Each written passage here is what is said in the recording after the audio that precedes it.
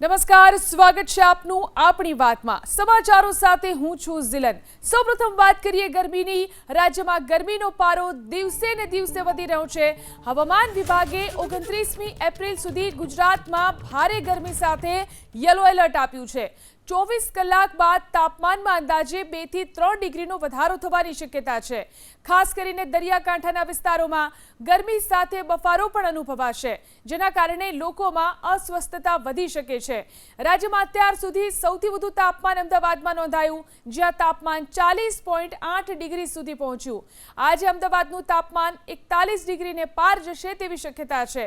હવામાન વિભાગ મુજબ પશ્ચિમથી પશ્ચિમના પવનો ફૂંકાશે, જેના કારણે વાતાવરણ વધુ સૂકું બનશે। ખાસ કરી 26મી તારીખે જે ચૂંટણીનો દિવસ છે તે દિવસે વાતાવરણ શુષ્ક રહેશે અને તાપમાન 40 થી 43 ડિગ્રી વચ્ચે રહેવાની શક્યતા છે। દરિયાકાંઠાના વિસ્તારો 26મી તારીખે તાપમાન 37 થી 40 ડિગ્રીની આસપાસ રહેવાની આગાહી કરાઈ છે।